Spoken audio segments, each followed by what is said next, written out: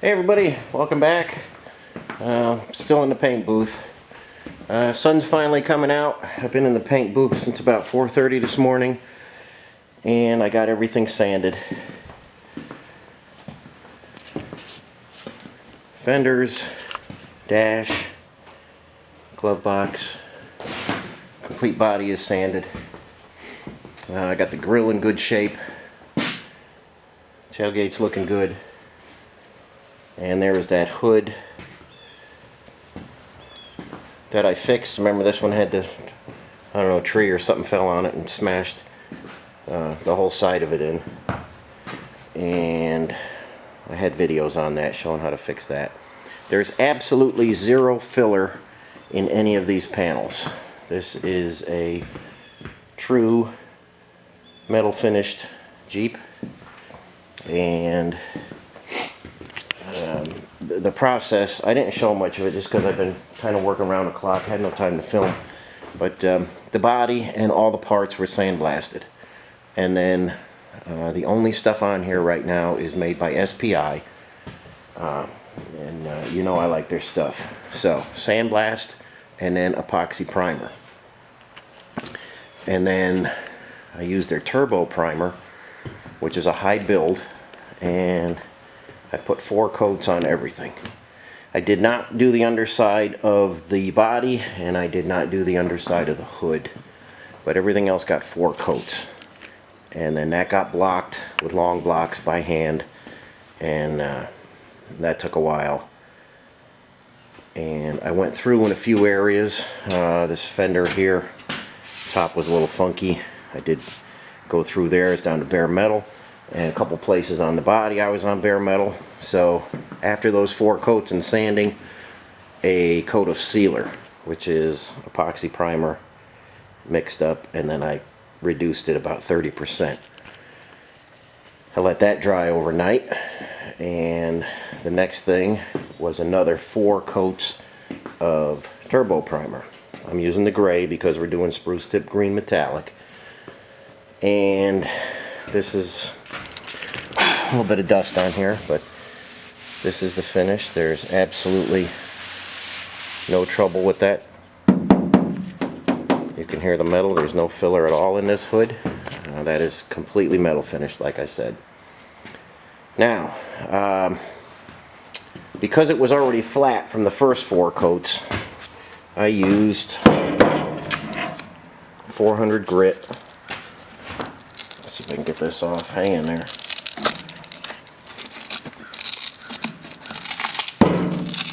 This is the velcro stuff. It sticks like crazy.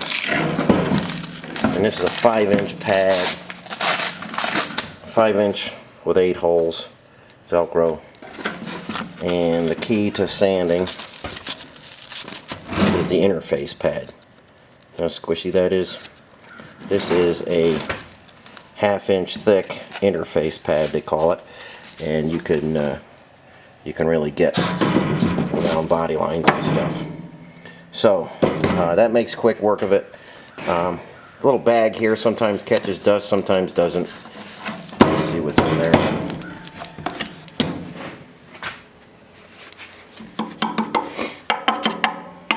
Yeah, there's some sand and dust.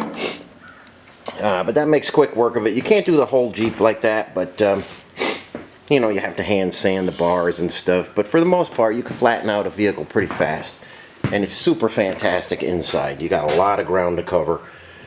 And if you sand this, your paint job's only going to come out better. So I know a lot of guys don't like to sand the inside, but it's necessary. Okay, now in the wheel wells. I don't know if you can see this. I have just the truck bed liner in the wheel well and right there. And this is the Herculiner brand. I like it the best. It's a urethane.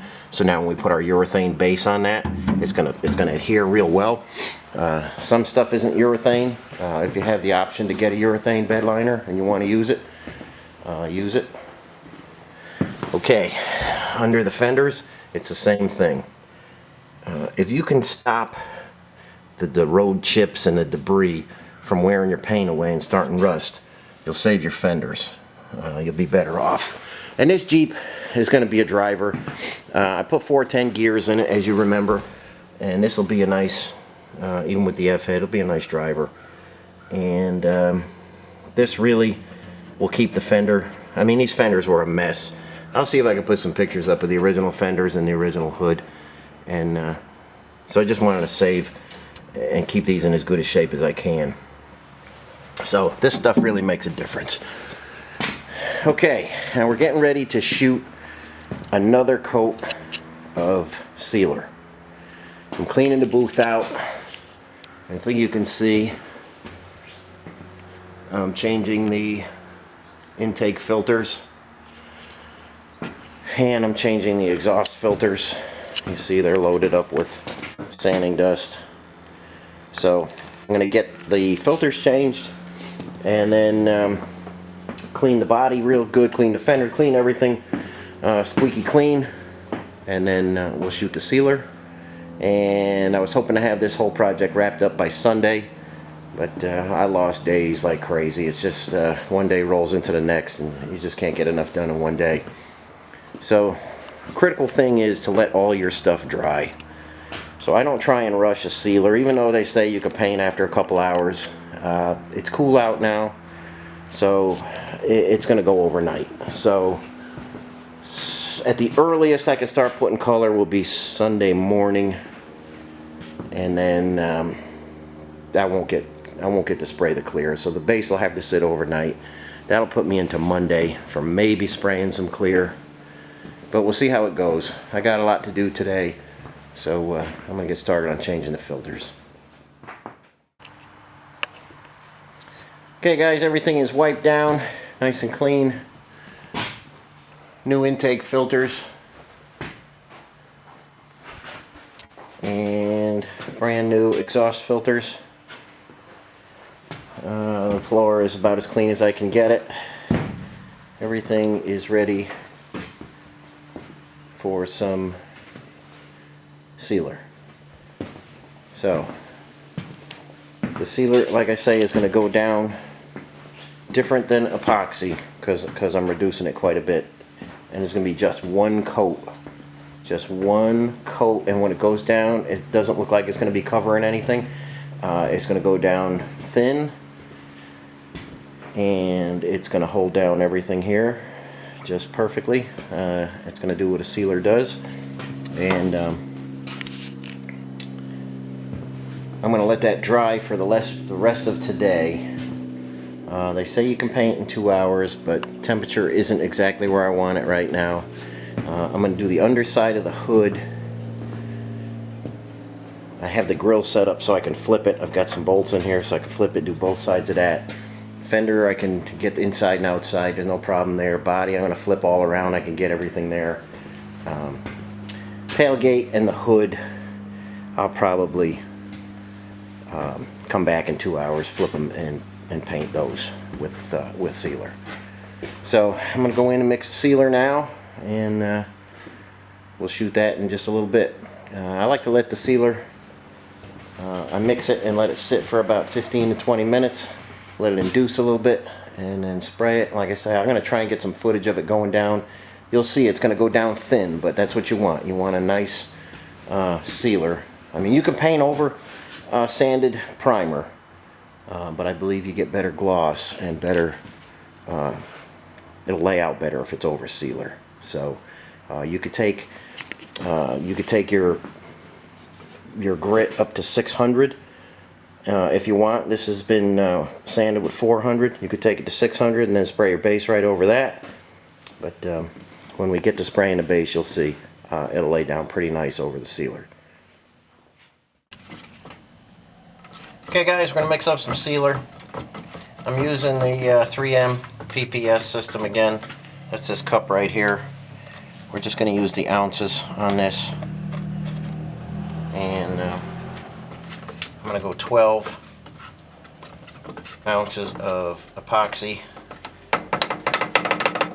12 ounces of activator, and then another 6 ounces of reducer.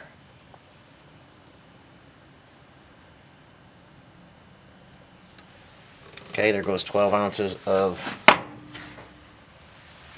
epoxy.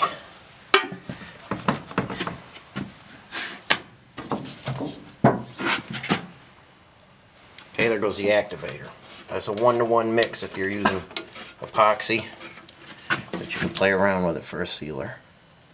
So take that guy to 24.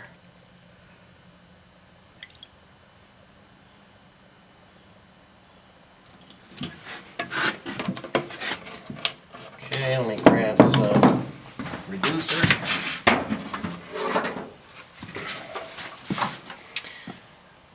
I always use the slow reducer for everything, whether it's wintertime, summertime, doesn't matter what it is. Slow reducer is where you want to be. Okay, let's take this guy to... Okay, that's right about 30. Now that's our sealer mix. We're going to stir this and we're going to let it sit.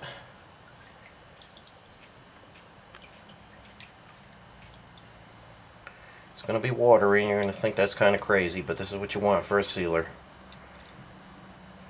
You can use a 1.3 or 1.4 nozzle. I'm going to use a 1.4 nozzle, and I'm going to tighten up on the fluid mix just a little bit. I don't want it to come out all crazy and too much at once, so we're going to tighten up on the fluid. And that's what it's going to look like. It's going to look a little thin. Don't be afraid to spray that. It's going to make a nice surface for your base coat.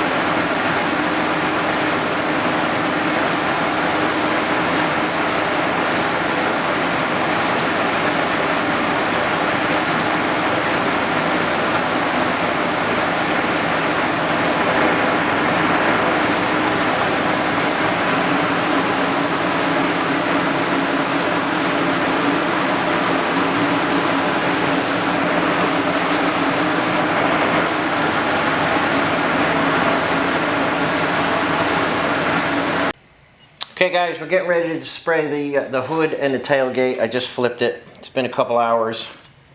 I'm going to show you, again, I show this quite a bit on how to set your gun. Now here's your fluid nozzle right here. You're going to pull your trigger. You're going to screw that fluid nozzle in. Okay, say it's stopped. It's right up against the trigger right now. It can't go any further. Now because I'm shooting sealer, I'm going to turn that in one full turn. So now watch when I let it go, you'll see the trigger come back. Okay? So screw that until it stops, and I'm going to go one more full turn because we want a little bit less fluid. There's your fan. Okay, that's all the way out. It's all the way in. That's going to be like a super fine point. We're going to go all the way out. And I know on this sealer, I like to be 2 turns in. That's going to give us the fan that we want. Now I got Maria on the camera. I'm going to try and show you when I'm painting the hood. And this is basically how you're going to paint the sealer. You're going to paint the base. You're going to paint the clear. I'm going to show a 75% overlap. I want you to see that. And you see my trigger finger when I'm on and off the gun. That's what we're going to concentrate on when I do the hood. We're going to try and get to some good shots in there. Sealer will go down like that. Like I say, the base coat's going to be the same way. You might have to play with your fluid a little bit and your fan when you're shooting base and clear, but those will be different guns. This is just my Devilbiss GTI Millennium gun. This is probably a 35-year-old gun here. I use it for everything. Comes with a 1.3, 1.4, and 1.5 tip. I got the 1/4 tip in there, got the PPS adapter on there, and we have some epoxy sealer mixed. We'll get that going and we'll start spraying the hood.